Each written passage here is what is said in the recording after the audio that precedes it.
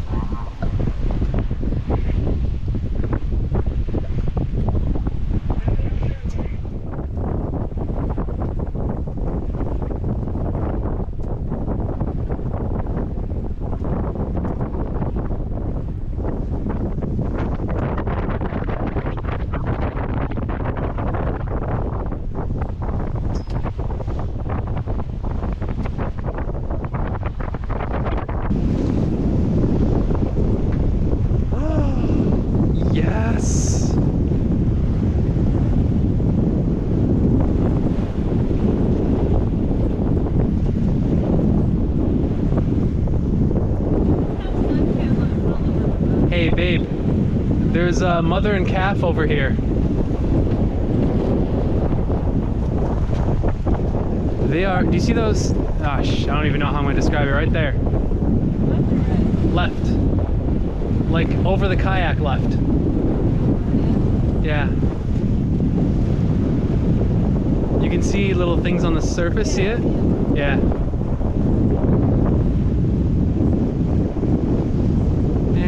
Little baby whale tail.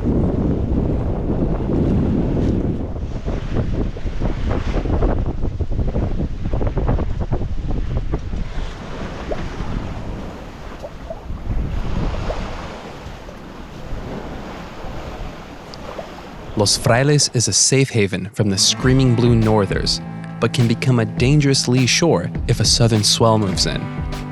This little bay is flanked by a tall mountain studded with boulders that serendipitously fall into shallow waters.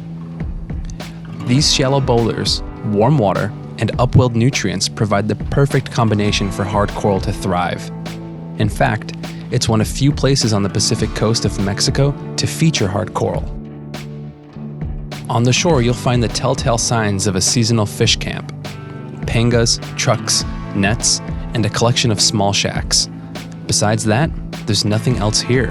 But Los Frailes is privileged with the status of national park, thanks to its proximity with the UNESCO World Heritage Site to the north, Cabo Pulmo. The combination of protected status, presence of hard coral, and remote location make Los Frailes an absolutely epic destination. Oh, and did I mention the whales? It became an almost daily routine for this mother humpback to bring her calf to our boat, linger around for just a moment, then make their way off into the sunset.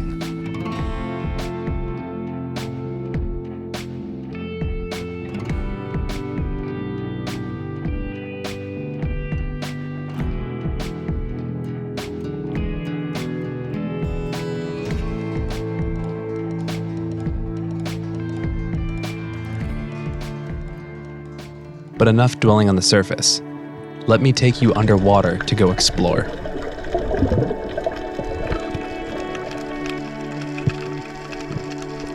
This cauliflower coral is the predominant type that grows here. You can see remnants of a recent bleaching event, likely from record sea temperatures or the last hurricane to pass through here. This surgeonfish was hiding among a school of parrotfish, roving in the shallows.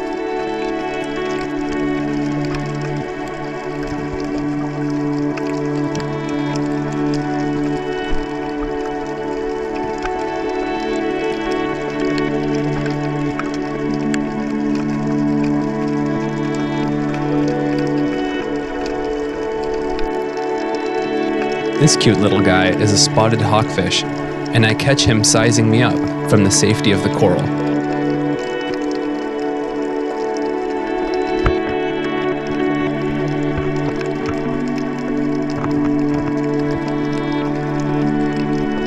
There's a fish hiding behind this coral head.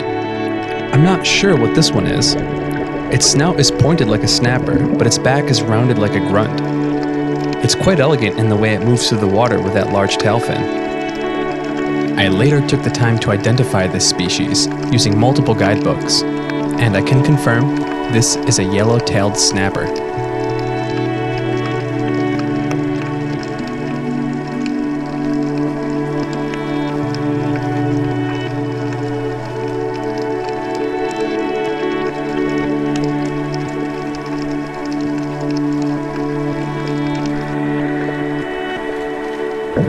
This small group of convict tangs were picking the rocks clean of algae.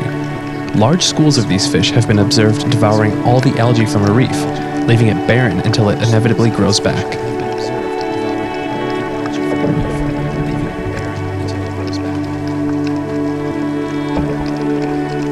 I find these guinea fowl puffers adorable. They remind me of underwater helicopters with their flailing fins in every direction.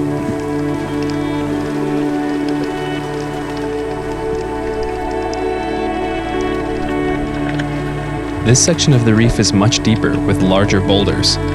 I expect to find some larger species here, like groupers, but instead, I get a close pass by a giant damselfish.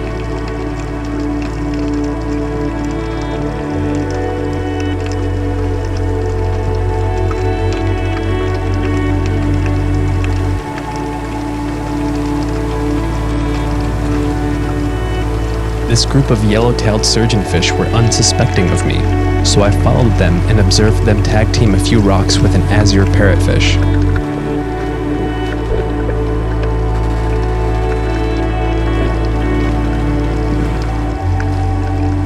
Samantha came in to get a closer look at the parrotfish, but ended up startling the entire group.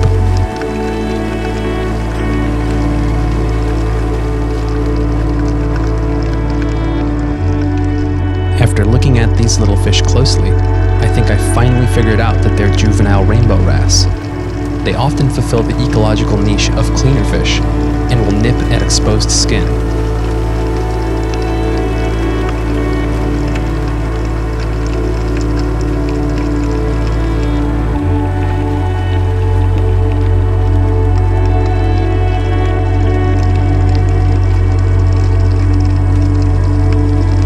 The flag Cabrilla is a bass that lays motionless until it strikes unsuspecting prey, and this particular one wants none of my attention.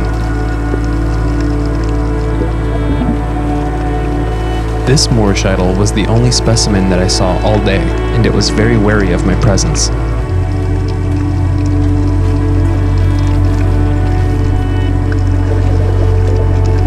The giant damselfish is spectacular as an adult, but even more so when juvenile. The striking blue iridescent spots are often the only portion of the fish visible when hiding under rocks.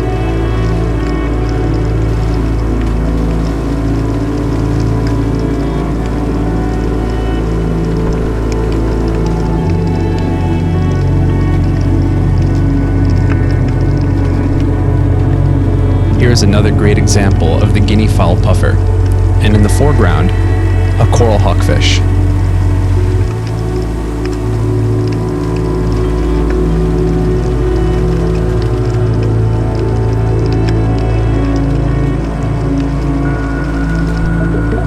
This spotted porcupinefish can reach lengths up to 3 feet.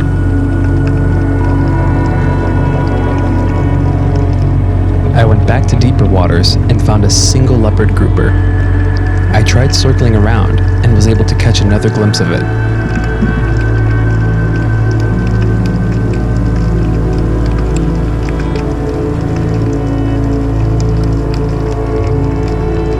This section of the reef was teeming with small fry. There were several large king angelfish and yellowtail surgeonfish among them in the water column. And down below on the rocks was a pair of roving red-lipped parrotfish. I hope you enjoyed this small underwater adventure as much as I did. I enjoyed narrating the fish species, and one fish that appeared several times but wasn't mentioned was the fine-scaled triggerfish. If you enjoyed this video, be sure to stick around for the next one, where we don on scuba equipment and explore the teeming underwater realm of Cabo Pumo. I'm just going to continue sitting backwards. Let the wind take us back. I am your sail.